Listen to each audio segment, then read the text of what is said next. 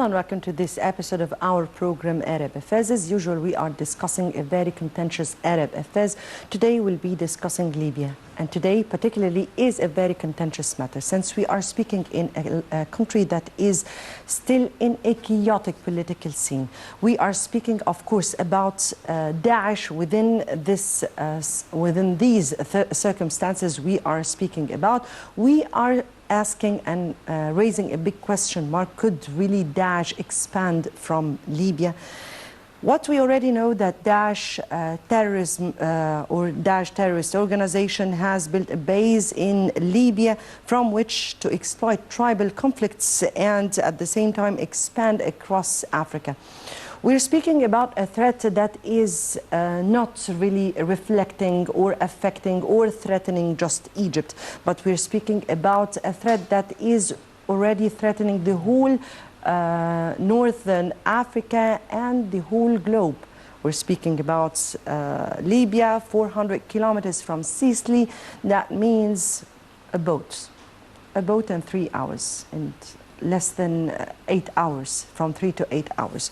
We're speaking about a tremendous threat from which the world are really not giving enough focus on it in this area.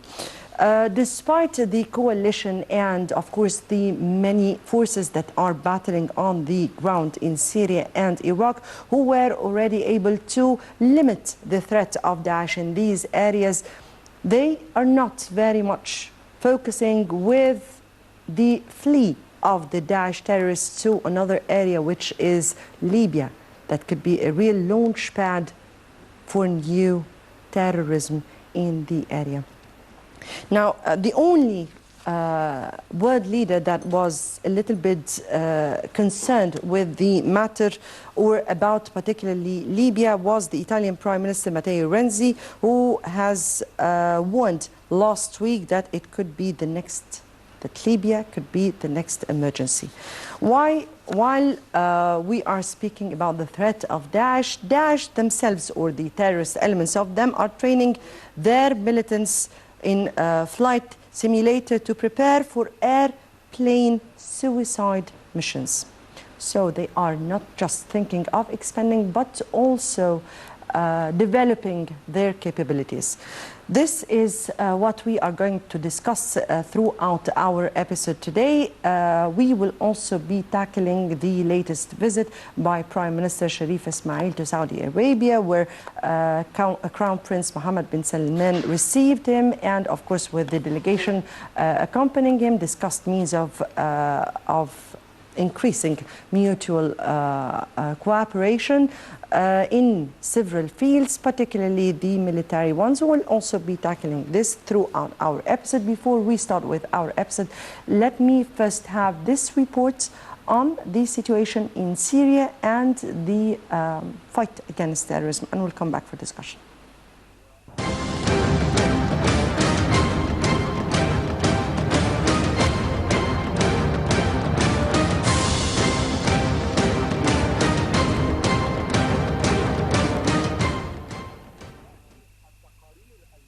Saudi Arabia is hosting Syrian opposition groups and many of the main rebel factions next week in an effort to come up with a unified front ahead of peace talks with the Syrian government representatives scheduled to begin early next year. The meeting is the first of its kind in the kingdom, a main backer of the opposition underscoring how the internationally backed efforts is the most serious yet to end the nearly 5-year civil war.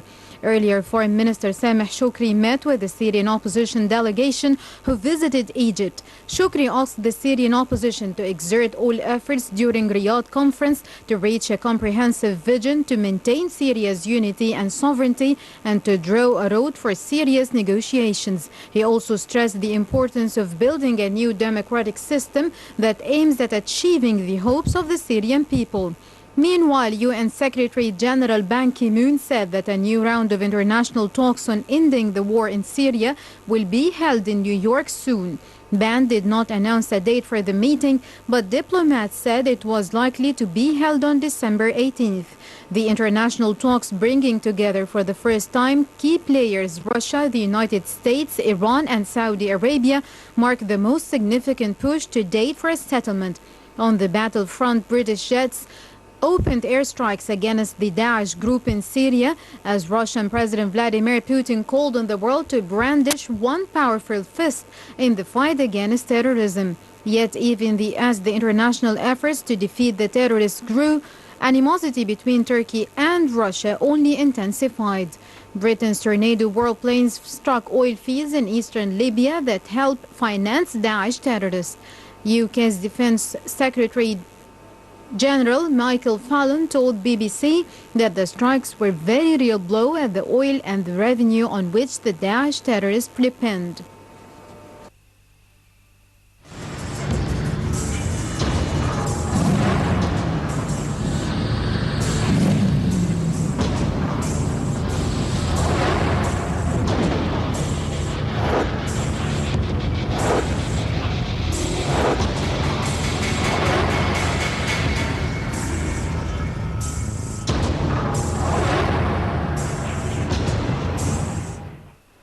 Welcome back and to our discussion. Before we start our discussion, let me first welcome our dear guest, Mrs. Susie Gennady, who is the Deputy Editor-in-Chief of Al-Ahram Al-Arabi magazine, and thank you very much for joining us. Thank you, dear. The imminent Libyan threat, and how do you read the scene? Of course, it's a big threat. It's not a new one. Actually, it has been increasing along 3 years ago or maybe more. Daesh is in Libya. There's certain organizations like Fajr Libya, like others, who are completely Daesh, ISIS. They have said they are related to ISIS, related to al-Baghdadi as their leader. And they are threatening not only now Libya, but they are threatening all the other countries like Egypt, like Algeria, like Tunis, like Chad, like other countries. So actually there were always meetings between the foreign ministries of the countries surrounding Libya, geographically speaking, and until now there is no actually international strategy to how to combat those organizations inside Libya. They are only, the international society is concentrating only on ISIS in Syria and Iraq. And they are neglecting completely Libya, unfortunately. Egypt have been saying that combating terrorism doesn't mean only combating ISIS in Syria or Iraq. It means combating Boko Haram in Nigeria, combating all the terrorist organizations all over the world, and especially in Libya. But no one have been listening, as no one have been listening to Egyptian perspective concerning ISIS in Syria, also concerning the situation in Syria and how to deal with the situation in Syria, unfortunately. Now they are listening, now they are trying to make some actions, but it's still not enough. If we take the whole issue from where it should start, and we're speaking about now the situation in Syria and Iraq, where we are seeing many parties on the battlefield, some who are who started very seriously, but they started late, and some who have been in the battlefield since a while, but I guess not serious enough. So we're speaking about the situation there and where it is leading us from to the other end of Libya.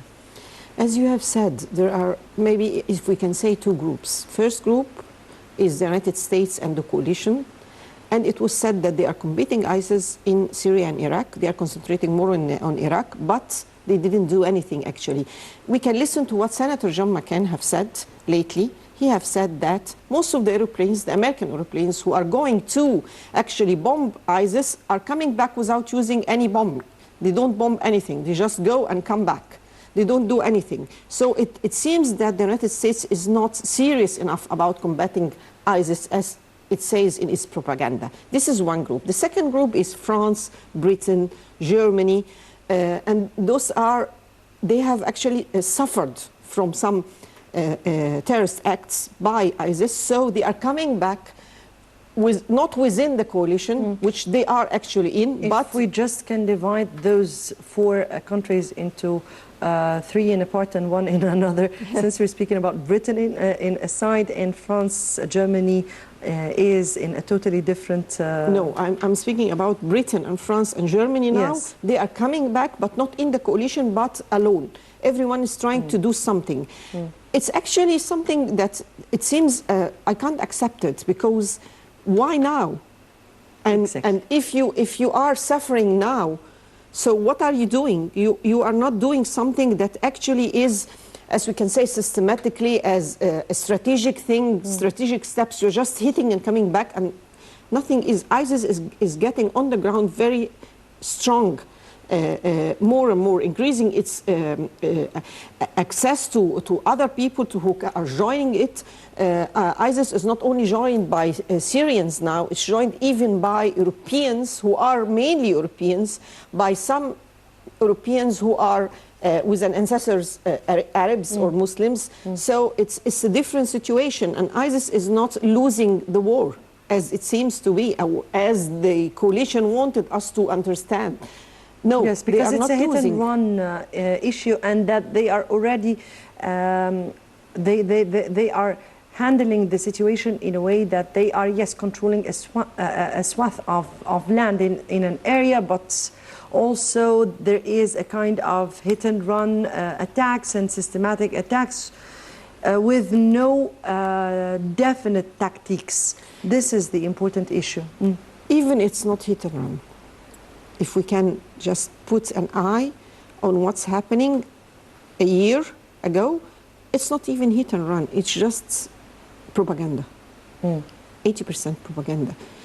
All of the strikes that is set to happen didn't even hit ISIS, actually. And ISIS also have a strategy of doing hit and run, which is controlling a place, making people suffer, making people go out, kill, make people afraid, panic, and then come back out, and then go another place, and then, so it's a different technique. The third part actually in the international arena now is Russia. Russia is very important. The steps that they are doing now in Syria, concentrating mainly on Syria actually, they are doing this because of their own actually interests. They want Bashar al-Assad to stay, or they want some leader in Syria who are actually beside them.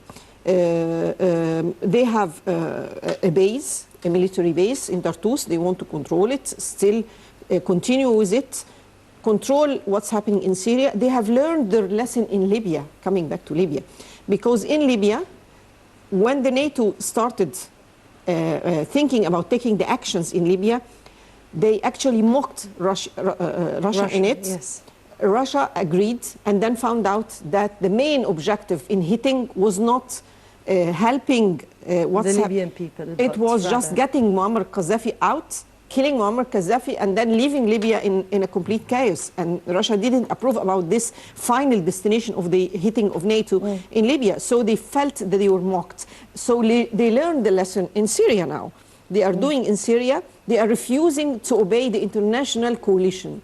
And they have their own interests. They come inside Syria with the military actions.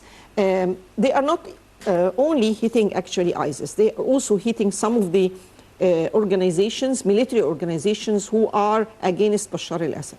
So it's a completely chaos in Syria, actually, the situation now. Yes, very much indeed. And we've seen the Russian statements about what is going on in Syria, and we have seen very, very blunt statements from Putin, particularly the latest in the latest stage after this dispute between Russia and Turkey. Yes. Let me first take the situation in Libya and the outcome of what is going on there, and we'll come back for discussion. Okay. So to Libya.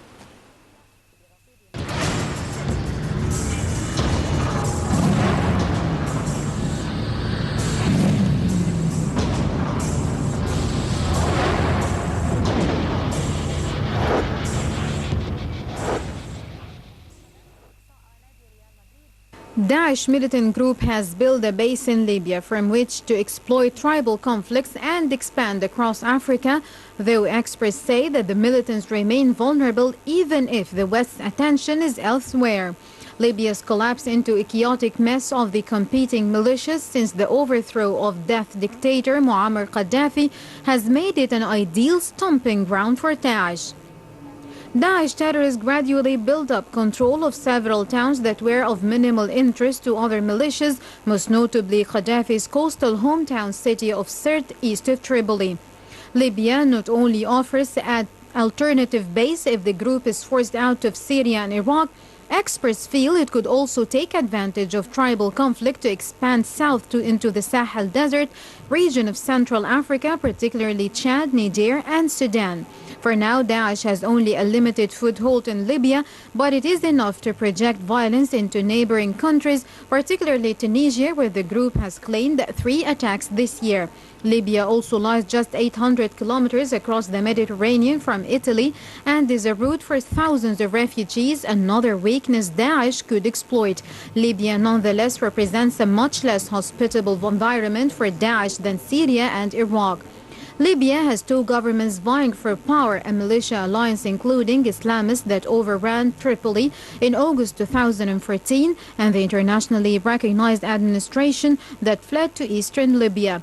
Despite the threat, there is little chance that the West will intervene in Libya anytime soon, while attention is almost entirely focused on Syria.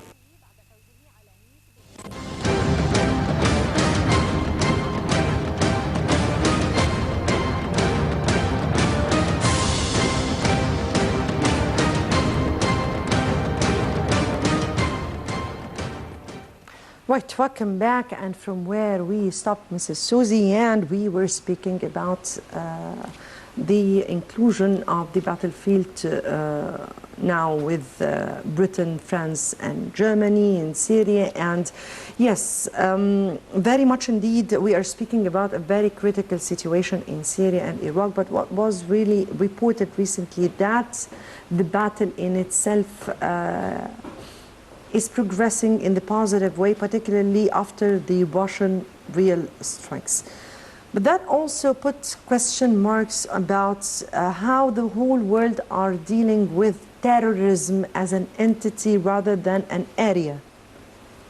How do you view the strategy the whole world are dealing here with this so-called entity of Daesh, or let me tell it in other words, I don't call it ISIS, I call it NISIS. It's non-Islamic State. Yes, that's Please. true. Well, in my own perspective, I think it's very negative how the whole world are dealing with combating terrorism and a real action against terrorism in the whole world. The United States, all its in Obama administration, all its concerns are about actually one thing, which is how not to interfere in the Middle East militarily. They have learned the lesson from Bush administration. You mean forces on the ground? Forces on the ground. They don't want to put any more forces on the ground to lose lives, to lose money. They have lost billions of dollars in Iraq, in the invasion of Iraq. And actually, in my own perspective also, what's happening in the Middle East now are because of what had the Bush administration done in Iraq.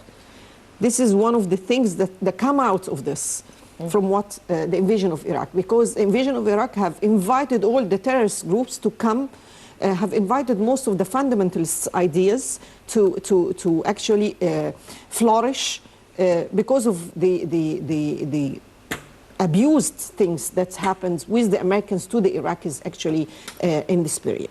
So Obama administration they think they have learned the lesson. They think that it's not the time to interfere military-wise on the ground, just aeroplanes or something, but not on the ground. So this is one. So they are actually being hindered in putting a real strategy. And even when they were criticized the Americans and the Obama administration, you have done a fake international conference to combat terrorism in Washington months ago, and nothing have come out actually from this conference. No, actually, we have seen what come out of the coalition, and we have seen some of the weapons going in the hands of Daesh. Oops, by mistake, and yes. we have seen this is one thing. This is one thing. Yes. Even that people, some writers think that the Americans actually is helping ISIS or Daesh, and they are not fighting them. So this is one point. The other point concerning the international perspectives concerning how to combat terrorism is, as long as terrorism is not on my land, then go to hell. I just will pay some money and that's it. And they have lost because of this strategy. Actually, Europe have lost a lot of millions of immigrants from Syria, from others are rushing to Europe countries, and they are now suffering from it. A lot of terrorism and terrorists have been going to those places. A lot of even people inside from the second generation of the living there in those those European countries have gone to a fundamentalist idea and gone to ISIS and some other terrorist groups. So it's a dilemma. And the whole world is paying the price for the inefficient way the international community are dealing with the terrorism arena. The problem is, it's not only ISIS. It's Boko Haram in Nigeria. It's Fagr Libya in Libya. It's a lot of other organizations who are thinking that they could combine together. We are going in a very bad phase in the coming few years if we don't actually eliminate those ideas, those acts of those terrorist groups in Syria and Iraq and Libya and also in Nigeria and other countries. So, concerning what's happening in the Arab countries, some people think of the conspiracy theory. Because what Condoleezza Rice have said about the chaos making a chaos and then building the countries again on a different basis. But I have, of course, I'm convinced with a conspiracy theory one way or another, but the problem is what we as Arabs are doing concerning this conspiracy theory. This is very important. We're not speaking about a conspiracy theories anymore. We are speaking about plans being adopted and implemented on the ground. Yes. It is an ipso facto. Yes, what we are doing now concerning these plans as an Arabs actually also could be criticized. We are not listening, we are not seeing, and we are not acting for what's happening in us, in our own countries. Unfortunately, Egypt have been saying that we should have, for instance, an Arab forces on the ground to try to combat terrorism, to try to defeat any threats on Arab countries. And yet, some countries hindered this idea. This is very important. Now they are coming back to this idea in a different way. We can also listen to what John McCain. John McCain is a very important person in the United States. Actually, he's an old senator. He was running for the presidents, and also he is very well informed, actually. And he have said that, and also John Kerry have said. We can listen to the also Secretary of State. They both said in the last week that there should be forces by Arab countries like Egypt to try to use them in combating ISIS in Syria and Iraq. Yes, that is very the dangerous. problem. That is the problem, Mrs. Suzy, if we're speaking about Arab forces, who would be under the control of who? When Egypt spoke about an Arab force, an Arab common force, we were speaking about an Arab common force under the supervision and the control and the guidance of the Arab countries. And the aims for this, exactly. For an Arab aim. So I don't think they are speaking from the same interests we're speaking about. Agree. But yes, we agree that that's continuing on with this project, this aspiration or this hope of the whole Arab nations. Yes, it is an important issue. But before we go to this, because this is an important issue that we want really to raise. how the international community are dealing with the Libyan threat. Now, after we're speaking about what went on in Syria. Now we're speaking about the retreat of Daesh from several areas that the Syrian forces, along with Russia, has been able to control, defeating some Daesh militants in some areas. Same issue with Iraq. In Iraq, I mean, with the Kurdish fighters who are supported by the coalition. And yes, we're seeing a change here in the situation. But we are not looking into another area which is very much 400 kilometers from the other Mediterranean side, which is just the easiest way to infiltrate into Europe. We're speaking about Libya.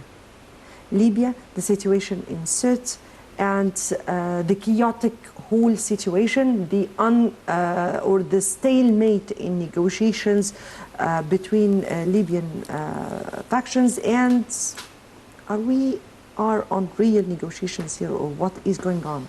Okay, there were actually certain actions trying to have a new government by Bernardino Leon, the UN envoy, and then continuing Koppler is trying to do the same. There were an agreement, Sukhairat agreement, that was signed in Morocco, and yet until now they didn't reach a real government to rule Libya. Unfortunately, what's happening with the terrorist groups now in Libya and controlling Sirte and other parts means that maybe even if we reach an agreement and have a new government, it's useless. It will not do anything for the future of Libya, because the actions have exceeded it actually, and being accelerated, that even having a new government doesn't mean anything, because the new government is not going to be able to control anything. So it's this time we need to have a new government. But unfortunately, the Libyans, as the Syrians, were always fighting together. They are signing and then retreating from what they have signed. There are problems beside the Libyans in themselves, the other factors who are actually, and other countries who are playing, as they have been played in Syria, unfortunately, a very negative role, trying to control certain factions. So we are in a chaos situation now. The problem is the whole international world are not concentrating on Libya. NATO have done a very, very negative role. They have just came in, they striked, and then they bombed, and then Muammar Gaddafi have been killed. They gone out and left Libya in a complete chaos, with no government, with no one controlling anything. There is no actual military. Egypt have been trying to help the Libyans. This is a very important point. I mean here, how could negotiations go between a powerful party, which is Tripoli, and a legitimate one that is recognized by the whole world, but it's not very much supported? I mean here, a militarized one with weapons, very sophisticated one, and we are seeing them Daesh even in in certain part of the strongholds of the Islamists there, and they are training their elements in flight simulators as to carry on with airplane suicide missions to this extent. I mean here, how can anyone look to this? Why should a powerful party make any kind of concessions or even consensus on any, or leave any of his... They are going to be obliged to do this because, or forced to do this, because they are not going to be powerful anymore. The whole international world is not recognizing them. There are certain pressure on them. So that's why they signed the Sukhairat agreement. Some of elements, not all of them, some elements have signed the Sukhairat agreement. And yet, until now, still there is no government. And yet, until now, international community and international actions are so limited in Libya. And yet, until now, terrorist groups are controlling more and more of the land in Libya. So it needs more in-depth actions, actually, in Libya, so that we don't reach the situation that it is in Syria. But, you know, whenever the international community feels the fire, they start to act. But there is no feeling of fire, there is no act.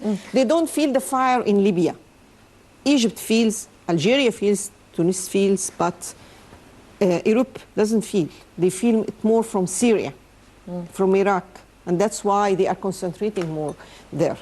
But they will be obliged to concentrate more in Libya, maybe in the coming few months. So they feel the heat of the threats in Syria, and they're not feeling the heat of the threat just in front, or rather the other front. Because of until now there is no thousands of immigrants coming out, running from Libya.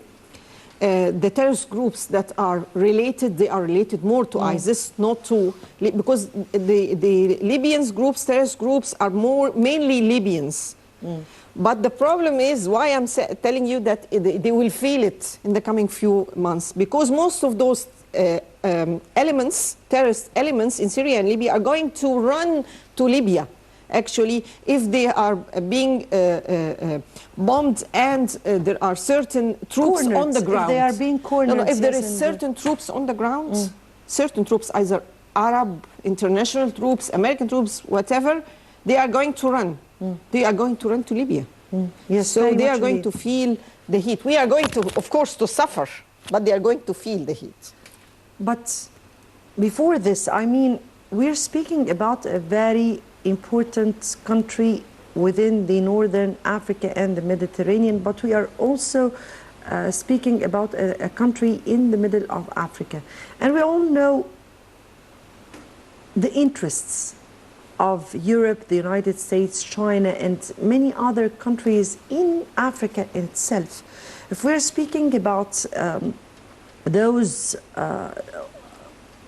jihadis or those radicals who are in Libya, then we are speaking about a certain alliance, as you said at the very beginning, between those people, those in Nigeria, those in Somalia, those in places in Sudan, and in many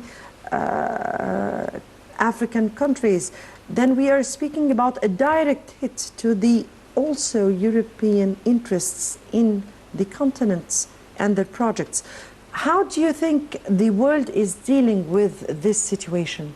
It's not a direct like that they are really attack them like what happened in France, but those are the core of interests of Europe in Africa. How do you view that? I think they are delaying the look to this threat. They are delaying it. They are concentrating more on the ISIS in Syria and Iraq, and they are delaying thinking about this, as you have said, this perspective, as you have said it.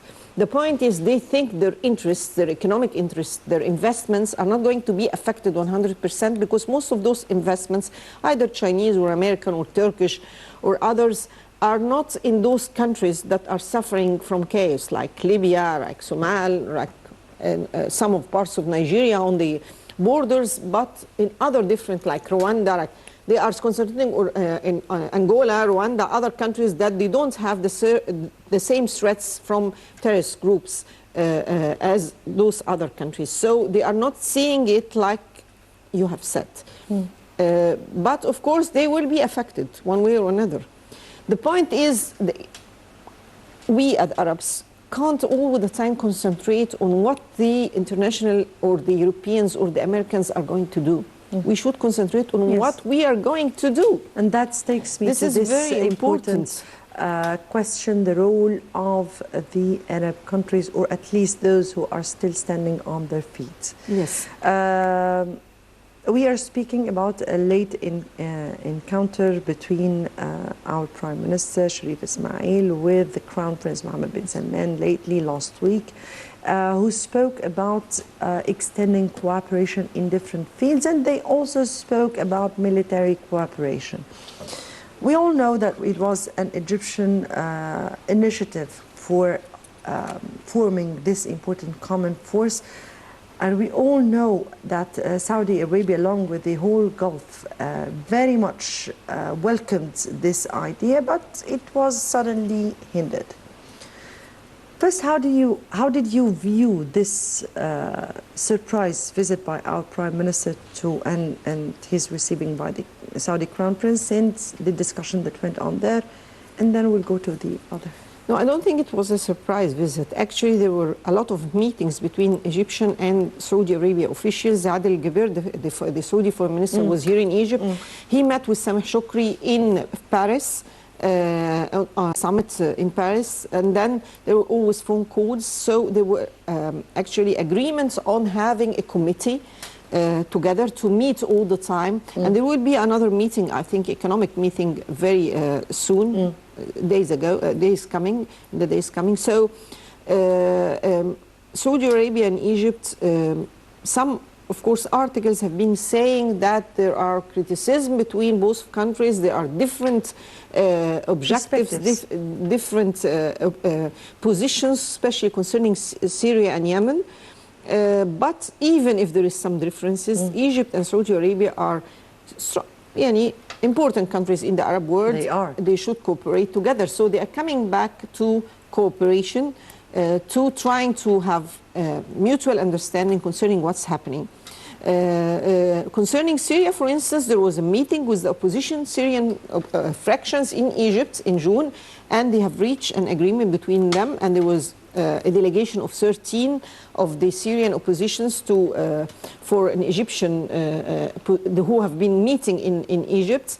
And also there will be another meeting for the opposition, the Syrian opposition in Saudi Arabia, I think on the 8th of this month, coming few days. So this meeting have been making the floor to the other meeting. There was no big differences between, even the critics have said different perspective, that there were some differences and why Egypt had to have opposition meetings, Syrian opposition meetings. But anyway, it made the floor for this meeting, which will be in Saudi Arabia. Yes.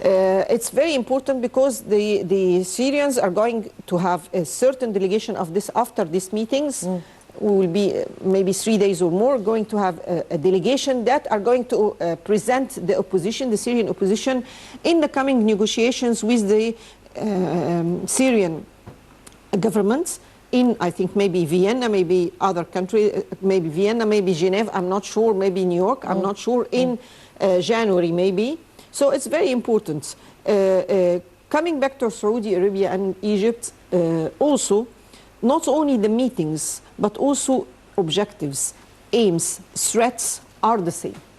We have the same threats now. Yes. So we are coming back to deal together, to try to cooperate together, military-wise, economically-wise, politically-wise, to try to see what we are going to do concerning the threats that we are having. And it's not an easy threat, it's a strong threat, actually. So it's not going to be only Egypt and Saudi Arabia, I think it will be going to be other countries. But concerning Libya, we have the neighborhood countries like Algeria and Tunis and Egypt and others. We are meeting always, foreign ministers are meeting always, but with no strong actions. With no strong actions on the ground in Libya, unfortunately. Trying just to cooperate together to how to ease the threat that it's in Libya on the neighborhood countries.